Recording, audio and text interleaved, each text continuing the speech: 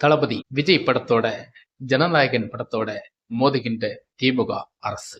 இதை பிரேமலதா கண்டித்திருக்கிறார். எப்படி நீங்க இந்த ஜனநாயகன் படத்தை நீங்க மோத போறேன்னு நானும் பாக்குறேன் என்று சவால் விட்டிருக்காங்க. ஆனா தளபதிக்கு மேலும் மேலும் பிரச்சனைகள் எதனால் வருகிறது, எப்படி வருகிறது, அதற்கான உறுதலாக இருக்கும் திமுக கட்சி தான் இதெல்லாம் பண்ணுகிறதா என்று பிரேமலதா வாக்குமூலங்கள் பல கேள்விகளுக்கு குரல் கொடுக்கிறது. இந்த விஜயின் கட்சி நாட்கள் நெருங்க நெருங்க அவருக்கு நிறைய விபரீதங்கள் ஏற்படுகின்ற சூழல்கள் தள்ளப்பட்டு வருகிறது. இதை பற்றி தான் நம்ம இந்த வீடியோல காணொலியாக பேச போகிறோம். வாங்க வீடியோக்குள்ள போலாம்.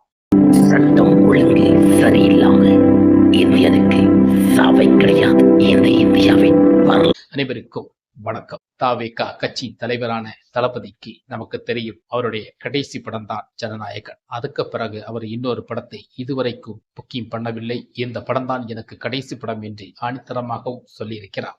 அந்த படம் ரிலீஸ் ஆகும் முன்பே பல எதிர்ப்பு குரல்கள் வந்து கொண்டே இருக்கிறது. இந்த படத்தில் பல கதைகளை வைத்துதான் இந்த குரல்கள் எழுப்பப்படுகிறது என்று சொல்கிறேன். ஆனால் இந்த படத்துக்கு எந்த விதமான சிக்கல்கள் வரக்கூடாது என்பதற்காக பிரேமலதா, அதாவது மறைந்து சென்ற விஜயகாந்தின் மனைவி பிரேமலதா இந்த படத்தை பத்தி சொல்லியிருக்கிறார். இந்த படத்துக்கு எந்தவித சிக்கல் வரும் என்று நான் பார்த்துக் கொள்கிறேன், அதை நான் எதிர்ப்பேன், எவன்டா அந்த பிரச்சனைக்கு வரானே நானும் பார்க்கிறேன் என்று சவால் விட்டிருக்காங்க. இது அத்தனைக்கும் இந்த ஜனநாயகன் படம் முடிவு கட்ட வேண்டும். முடிவு கட்டுமா என்பதை நமக்கு பொறுத்திருந்து பார்ப்போம். இது புதிய ஒரு கட்சியை உருவாக்குவது. நம் திமுக எதற்காக அவர்களுக்கு துணை நின்று மோத வேண்டும், அவர்களை எதிர்த்து எதற்காக செயல்பட வேண்டும், அப்படி என்று நிறைய விஷயங்கள் இதனை கொஸ்டின் மார்க்காக இருக்கிறது. இந்த மாதிரி சில விஷயங்களுக்கெல்லாம் திமுக ஏன் எதிர்ப்புதிர்வா இருக்கிறதா இல்லையா, அப்படிப்பட்ட சில விஷயங்கள் தெரியல. இது ஒரு புரளியாக கிளப்பப்படுகிறதா, திமுகவை எக்காரத்தை விட்டும் தாவேகாவும் எக்கார்ந்த விட்டும் ரெண்டும் சேர்ந்து விடக்கூடாது என்பதற்கான மூன்றாவது ஒரு மனிதன் இதில் செயல்பட்டு கொண்டு இவங்க ரெண்டு பேரை சில விஷயங்களாக குழப்பிக் கொண்டே வருகிறதா அரசு, அப்படி என்று நமக்கு பார்க்க வைக்க வேண்டும். இதில் சிந்திக்க வேண்டிய நிறைய விஷயங்கள் இருக்கிறது. இவங்க ரெண்டு பேரும் எக்காரத்தை விட்டும் அடுத்த 2026ஆம் ஆண்டு சேர்ந்து விடக்கூடாது என்பதற்காக இன்னொரு மூன்றாவது மனிதன் இதை குழப்பிக் கொண்டே வருகிறாரா, இல்லை குழப்பத்துக்கு ஆளாகிக் கொண்டே இருக்கிறார்களா என்று நமக்கு தெரியல. ஆனா போக போக தெரிந்திடும். எல்லாத்துக்கும் விடையும் விளக்கமும் நமக்கு 2026 வருகின்ற எலெக்ஷன்ல நமக்கு நிச்சயமாக எல்லாத்துக்கும் ஒரு விடை கிடைக்கும். எல்லா விஷயங்களும் நமக்கு புரிய வரும். யார் யார் எப்படி, யார் யார் எங்க ஜெயிக்க போறாங்க, யார் யார் ஜெயித்து எந்த ஆட்சி யார் பிடிக்க போறாங்க, அடுத்த சிஎம் யாரு, இப்படிப்பட்ட பல கேள்விகளுக்கு விளக்கம் நமக்கு 2026ஆம் ஆண்டு வரைக்கும் காத்திருக்க வேண்டும். முடிவை நமக்கு இப்போது சொல்ல முடியாது, சொல்வதும் நல்லா இருக்காது. அப்படி சொன்னாலும் நீங்கள் ஏற்றுக்கொள்வீர்களா இல்லையா தெரியாது. அதனால இந்த முடிவுக்காக நமக்கு காத்திருப்பதுதான் எப்போதுமே ஒரு உண்மையாக இருக்கும். அந்த முடிவை நமக்கு காத்திருப்போம்.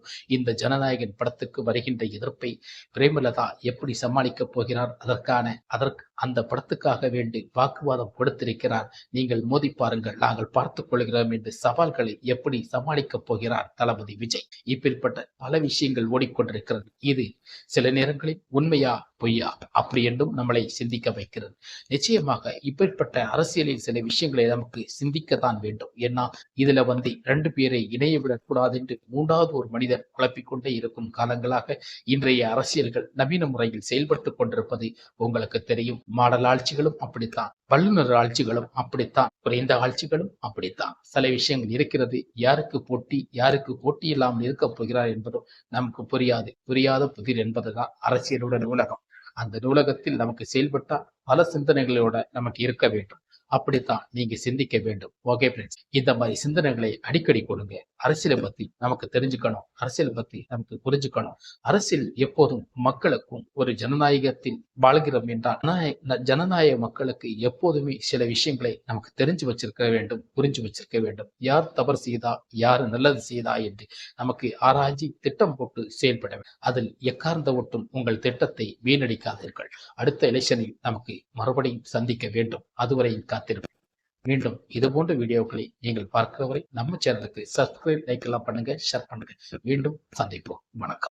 சட்டம் ஒழுங்கு சரியில்லாம இந்தியனுக்கு சாவை கிடையாது. இந்த இந்தியாவின் வரலாறு